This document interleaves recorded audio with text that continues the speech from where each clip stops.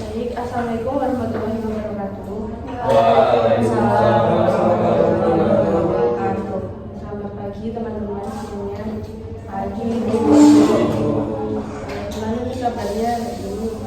Alhamdulillah baik. Alhamdulillah. Jadi sebelumnya kita udah pernah melakukan pertemuan ya di minggu lalu. Minggu lalu kita membahas masalahnya Mbak Firza ya. Nah, jadi sesuai kesepakatan minggu lalu, minggu ini kita akan membahas masalahnya Mbak Awalia betul. Jadi kan teman-teman udah tahu ya permasalahannya satu sama lain. Jadi langsung ke Mbak Awa aja atau gimana? Ya boleh langsung aja. Mbak Awa boleh menceritakan masalahnya. Ya, jadi Bu, permasalahan saya itu yaitu homofobiya. Jadi kalau misalkan jauh dari HP atau nggak bawa HP itu pasti kayak sedih, cemas gitu Bu. Pokoknya kayak cemas itu loh, nggak bisa jauh-jauh dari HP. Mungkin aku bawa HP tapi misalkan nggak ada kuota, terus nggak bawa charger itu juga bisa kayak cemas gitu di tempat umum nggak bawa charger, terus posisinya charger HP aku lowbat. Nah itu tuh Bu yang bisa bikin kayak cemas gitu. Jadi permasalahan bawah itu nomofobia atau kecanduan ya. Jadi dari permasalahannya Mbak Awa, apakah teman-teman ada yang mau menanggapinya?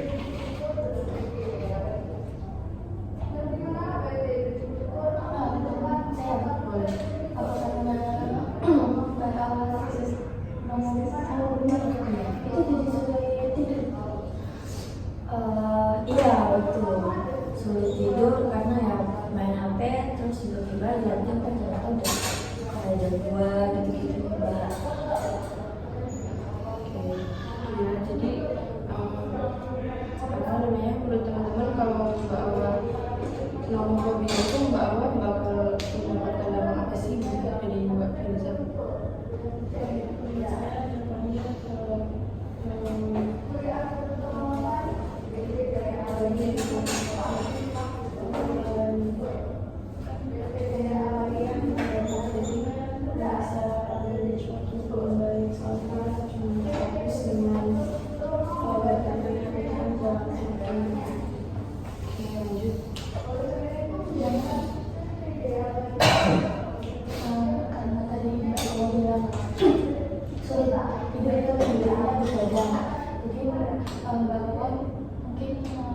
badannya rasa lelah gitu ya. Iya.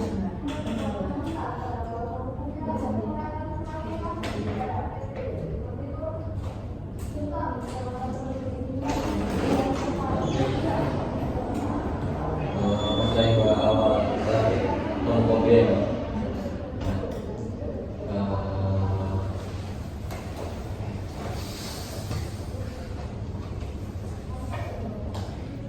itu ketika Mbak nih ketika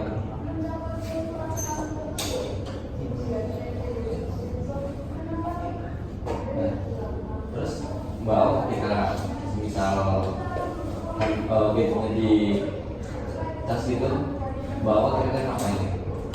Rumah dipakai main, jadi kayak ada cas sambil main. Dipakai bermain sampai penuh juga ya? Sampai penuh. Oh.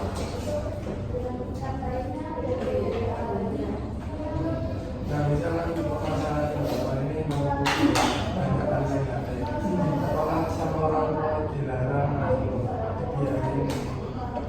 Karena kan sekarang tinggalnya di kos ya, kalau udah ada anak. Jadi kayak orang tua tuh nggak tahu kalau misalnya aku ternyata punya nomofobia atau kayak susah lepas dari handphone. Karena kalau di rumah aku tuh anaknya jarang main HP. Karena kalau di rumah kan gak ada internet, susah jaringan gitu. Makanya kalau di rumah mungkin orang tua aku mikirnya oh ya udah emang kalau main HP. Tapi kalau aku di sini di kos itu main HP terus karena pertama ada internet terus ada wifi juga.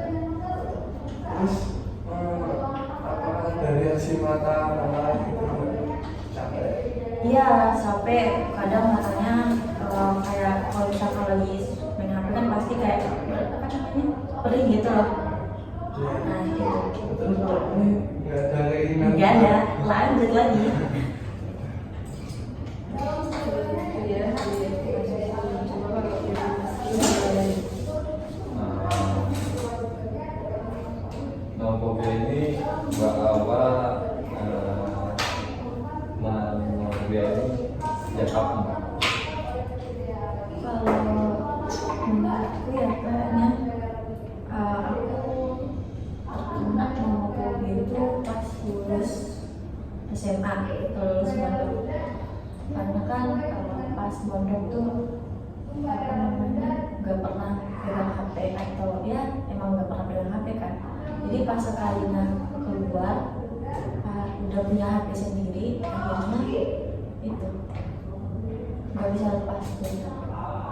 Itu mungkin nggak perasaan ini ingin pelampiasan gitu selalu untuk kan nggak bisa ngerti apa maksud kuliah kos itu baru bisa nanya itu Mbak Awa ini nggak apa kayak pelampiasan gitu.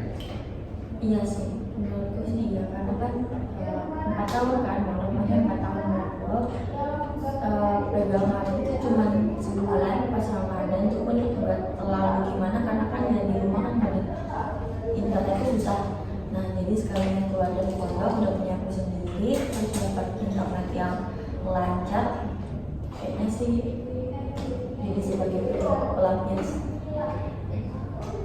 Oke, jadi kan teman-teman juga memberikan tanggapan ya kapan masalah yang bawah. Jadi untuk bawah ini tanggapannya itu aku benar kalau iya apa sih dampak yang bawah alami selama ini kalau bawah terus menerus mengalami nomofobia. Kalau dari pertanyaan teman-teman tadi ya itu semuanya benar ya. Waktu kuliahnya terganggu, terus badannya lelah gitu-gitu sampai matanya perih itu ya benar Bu. Dampaknya ya tadi semuanya udah disebut sama teman-teman. Jadi Mbak Awa merasakan dampaknya itu emang beneran Mbak Awa alami. Iya. Oke. Dari dampak yang Mbak Awa alami itu Mbak Awa pasti kan pengen melakukan perubahan dan komunikasi itu. Jadi kan di sini Mbak Awa udah menyadari ya kalau Mbak Awa itu merasakan dampaknya itu di pribadinya Mbak Awa ini di sosialnya juga. Nah dari teman-teman, menurut teman-teman semua ini apa sih upaya yang bisa Mbak Awa lakuin buat meminimalisir nomofobia? Dari Mas Dio. Menurut saya ini apa niat dulu Mbak, niat dulu mati terus kedua apa ini buat jadwal ya gitu paling Menurut saya diganti aja dengan diisi dengan kegiatan-kegiatan yang positif. Terus kalau udah canggih pengalaman HP harus bisa berhenti.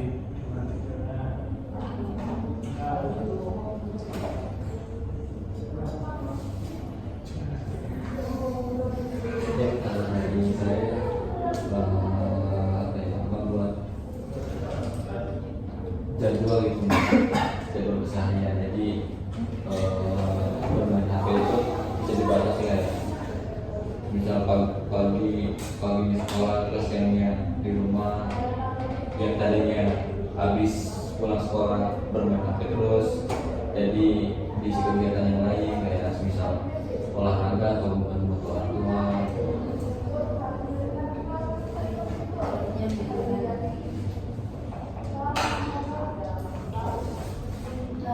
Kalau saya yang ngobrol sama teman-teman itu semuanya benar ya Mbak. Nah, jadi mungkin Mbak lebih ke karena itu dia memperluas karena itu dia lupa sama HP-nya Mbak Awa. Dan juga Mas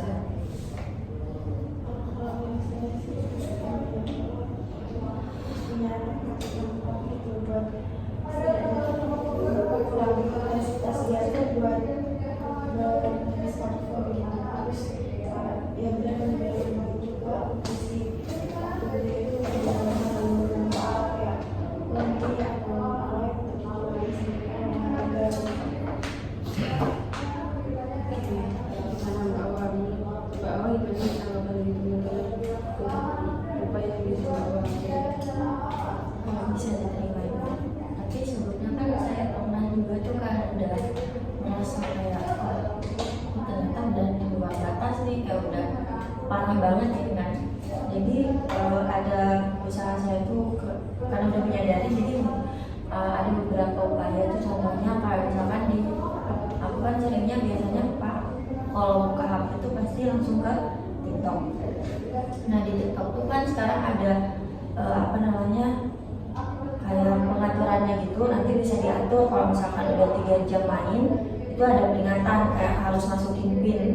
Nah itu udah termasuk tuh kayak kalau misalkan nanti udah 3 jam berarti aku udah harus stop nih main TikTok itu padahal. Namun itu hanya berlaku kayak beberapa minggu doang sih Bu, misalkan.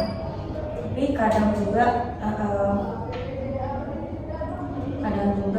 misalnya kayak tiba-tiba lagi sadar banget gitu, bisa kayak dia langsung berhenti beralih ke yang lain. Terus pernah juga kan waktu itu lagi keluar juga kan sama teman-teman dari kota, masih bisa untuk mengurangi lah kecemasan itu. Terus pas juga itu udah sekarang juga kalau kemana-mana, kalau misalkan tahu nih kayak ternyata aku nanti keluar lama itu bawa charger, tapi kalau ternyata cuma entah itu kalau kuliah atau kayak ibaratnya cuma berapa jam doang di luar, itu aku udah nggak bawa charger lagi. Ya, jadi Mbak Awan juga pernah mengusahakan ya untuk Iya. meminimalisir momen kuliah. Oke, nah Ibu mau tanya ke teman-teman semuanya di sini, ada nggak sih yang pernah mengalami kayak Mbak Awan itu kayak kalian tuh sejauh lepas dari handphone di sini? Ada nggak salah satu dari kalian? Kalau enggak boleh ceritain dari Mbak.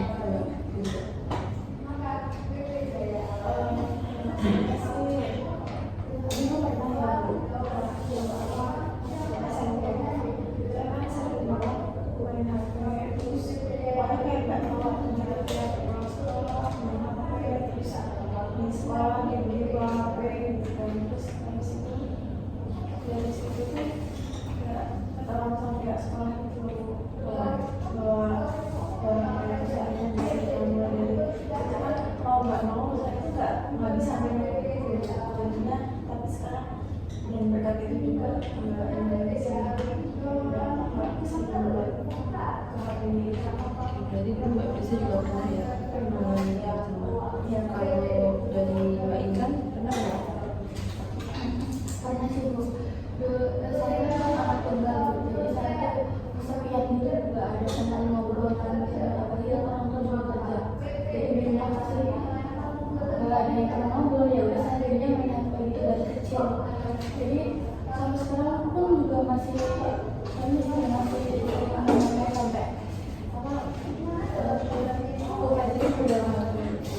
Tapi Mbak Intan merasakan kayak Mbak Awan nggak kalau misalnya nggak main HP itu sampai cemas gitu atau biasa aja? nggak cuma sih, cuman mungkin ada rasa Kayak lanjut kalau ke sana pernah nggak kayak mengalami hal yang dialami Mbak Awan? Pernah sih Bu, ya. Jadi kan dulu pernah tuh sering hampir setiap jam tuh selalu bermain HP Bu di hari libur. Dari bangun tidur sampai siang hari tuh saya kebanyakan bermain HP Bu, kayak scroll main game. Terus juga kadang kalau semisal disuruh apa-apa sama orang tua, ya pura-pura nggak dengar aja Bu. Kayak, tapi itu Mas Akmal mengalihkannya gimana biar nggak main HP terus? Kalau saya dengan cara melakukan kegiatan-kegiatan yang seperti itu, ya contohnya kayak olahraga sih Bu. Kalau dari Mas Wisnu gimana? Apakah pernah mengalami juga? Pernah sih, karena waktu itu dulu saya hutan bangun dan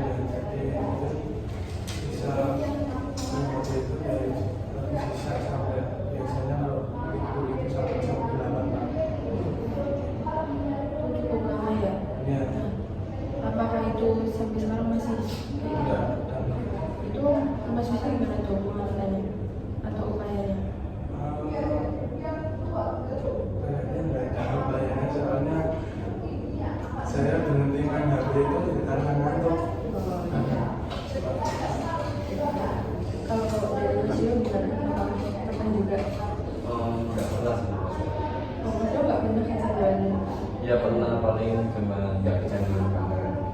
Jadi itu sewajarnya ya sewajarnya. Misalnya sebelum tidur tuh saya udah ini nggak HP 30 menit sebelum tidur. Nah itu Mbak Awa juga bisa tuh dari caranya Mas Tio. Mbak Awa kalau sebelum tidur apa yang Mbak dulu kayak ditaruh Ya, jadi sebelum itu ya makan dulu. ya. Nah itu juga bikin jadi berlanjut usia. Iya. Nah kan di sini kan dulu udah bercerita ya habis semuanya ini mengalami kecelakaan mengalami kecelakaan gitu. Kalau Mbak Awa sendiri itu berapa jam sih seharinya menggunakan sosial media? Kalau untuk jamnya sih kayaknya banyak ya. Karena di 5 jam. Iya lebih. Berarti itu udah itu banget ya Mbak Awa. Tapi 5 jamnya itu enggak kayak non-stop gitu Bu. Ada mungkin entah itu cuma berapa menit kalau bisa. Pernah juga sih kayak stop main HP itu cuma 1 jam.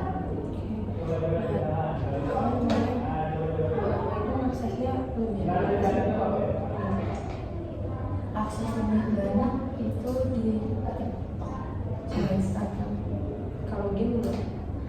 Game lumayan sih. Tapi kalau game tuh nanti kalau diajak temen baru join. Tapi kalau misalkan gak ada yang ngajakin ya nggak main lagi. Oke. Nah, setelah tadi ceritakan tentunya juga ada menanggapi memberikan kayak juga maka Mbak Awa itu ada keinginan untuk mengubah itu dari Mbak Awa sendiri. Mbak Awa udah menyadari bahwa itu katanya dari Mbak Awa kan Mbak Awa Untuk yang aku lakukan sih sebenarnya kemarin udah melakukan yang upayanya. Namun menurut aku tuh masih kurang efisien. oke. Nah jadi untuk apa namanya memperbaiki itu dan upayanya Mbak Awa, maka Mbak Awa bersedia untuk menuliskan program di lapangan. Jadi nanti Mbak Awa menuliskan apa yang ingin Mbak Awa keinginan Mbak Awa ubah untuk mengenali nomor mobilnya Mbak Awa. Kalau Mbak Awa bersedia, jadi Mbak Awa bisa menuliskan yang akan tulisnya. Kalau Mbak Awa bersedia, lebih baik Mbak Awa bisa ambilkan dulu ya.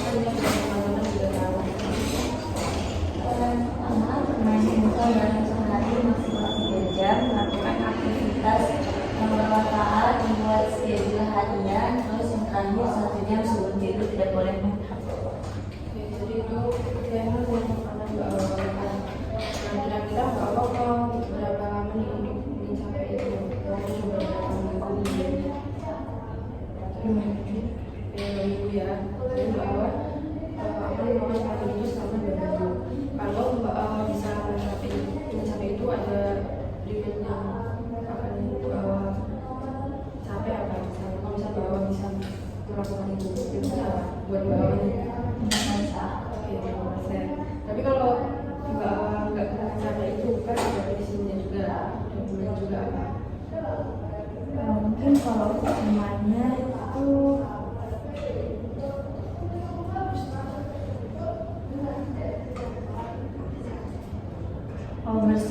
bersih kamar selama sebulan. Oke, jadi kalau Mbak Awal nggak punya HP itu, Mbak Awal akan habiskan kamarnya selama sebulan ya. Itu udah bisa disepakatian gitu kan. Nah, teman-teman kan Mbak Awal udah menuliskan kontrak perilaku atau planningnya. Sekarang apa nih yang teman-teman mau kasih dukungan buat Mbak Awal supaya Mbak Awal lebih semangat lagi. Jadi Mbak Fitri.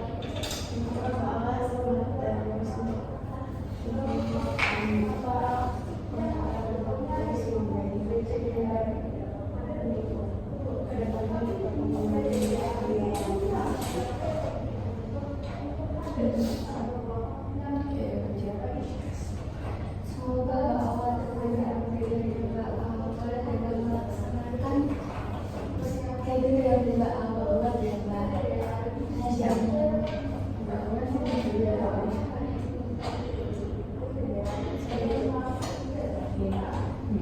Jadi lanjut dari Mas Imran.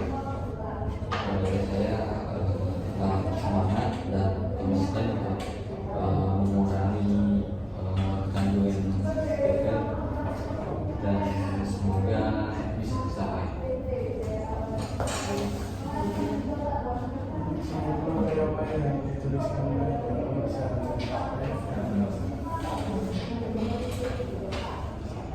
Semoga apa yang ditulis dalam kontrak perilaku tetap dilakukan dengan baik dan yang paling penting itu konsisten. Ini juga bahwa awal semoga Bapak bisa melakukan planning yang Bapak tulis tadi nggak hanya untuk mendapatkan ibadah ya, tapi emang dari tujuan Bapak sendiri. Jadi Bapak tetap semangat dan melakukannya. Ya kan? Semua teman-teman udah ngasih dukungan nih buat Bapak. Sekarang Bapak apa sih yang Bapak rasakan setelah mengikuti konseling Bapak ini? Yang pastinya sangat bermanfaat ya, karena udah bisa diceritakan masalah saya, terus direspon dari teman-teman, terus dikasih solusi juga, terus dikasih semangat juga. Jadi ya makin semangat untuk melakukan sebuah perubahan yang ada di dalam diri. Alhamdulillah kalau Bapak merasakan teman yang lebih baik. Ibu udah cukup ya teman-teman untuk sesi kali ini. Ibu mau mengucapkan terima kasih buat Mbak Awal, buat teman-teman juga yang lain sudah berpartisipasi. Semoga semakin teman-teman memberikan manfaat buat kita semua. Baik, untuk pertemuan kita, kita masalah apa sih yang mau kita bahas? Jadi ada masalahnya Mbak Intan. Oke, Mbak Intan ya. Baik, kalau gitu kita tutup dengan baca nada bersama-sama. Kurang lebihnya Ibu mohon maaf. Wassalamualaikum warahmatullahi wabarakatuh.